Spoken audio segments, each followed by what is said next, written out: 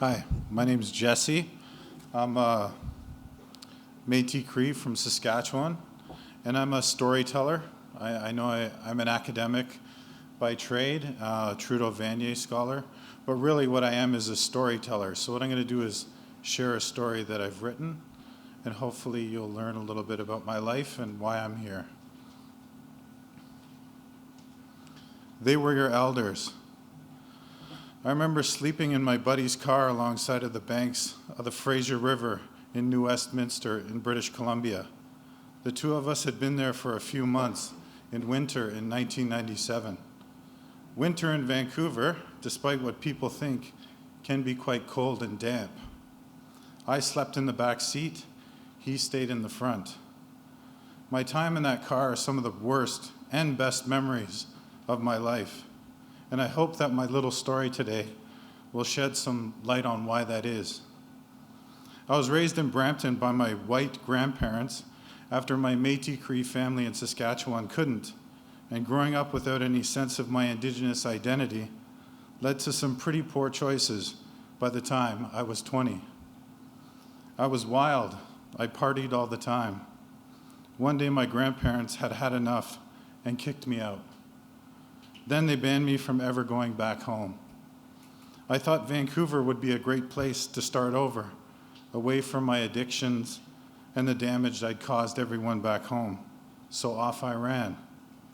Little did I know that Vancouver is the epicenter of street life in Canada.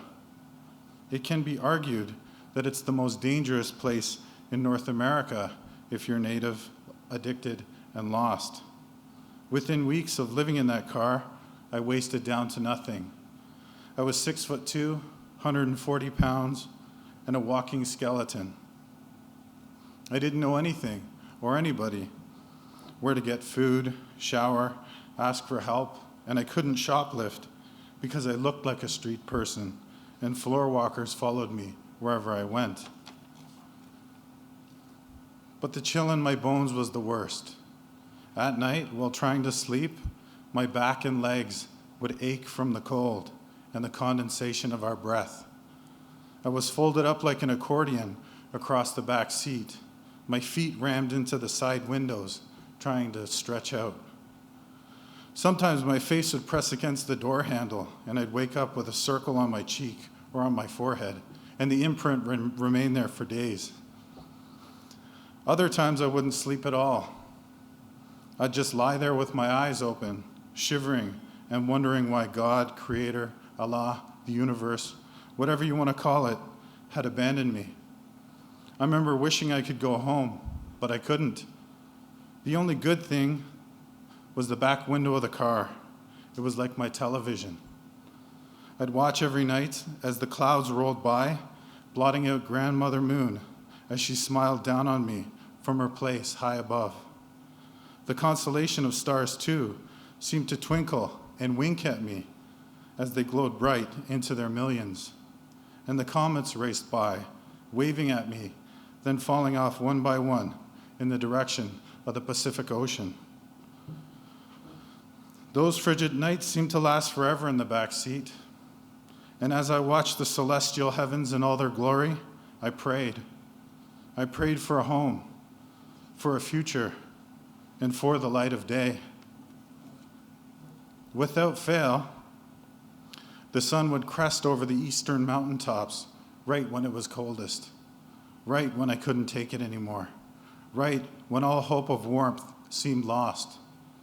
And when those morning rays hit my face and warmed my spirit, I knew I'd earned the daylight. I knew I'd earned my right to live. I knew I'd earned my tiny spot in creation.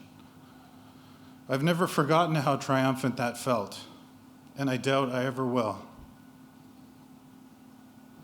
Years later, after I'd gotten sober off the streets and found my way to university, I met a Métis-Cree elder. I'll never forget what she told me in her kitchen one day.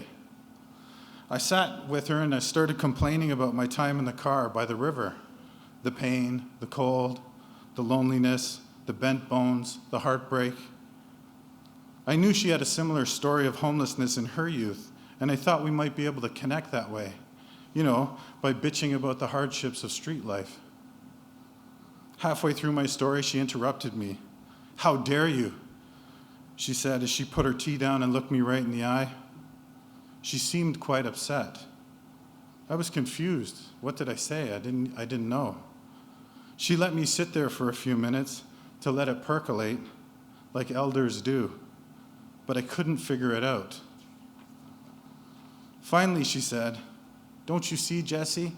Addictions, homelessness, loneliness, loss of identity, they were your real elders. They taught you how important love is, how important family are, how important food and shelter are, and you got to see the stars and moon in ways that most today will never take the time to see them, in all their splendor and beauty. But beyond all that, your elders taught you the value of sunlight and that each day is a blessing, and they gave you a real sense of belonging within creation.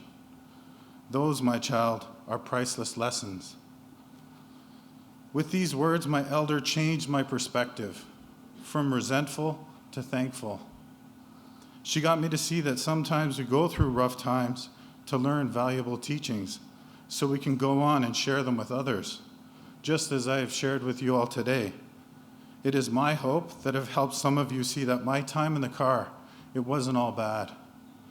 It was just the path I had to walk so I could learn and eventually help people in my work today in the homeless sector. And it is my hope that you will see the light as I now see it, as a gift, a promise, a daily affirmation that we all have a purpose and the right to exist, either bathing together in the glory of the morning sunlight or stargazing alone out the back window of an old car under the watchful eye of Grandmother Moon. Thank you.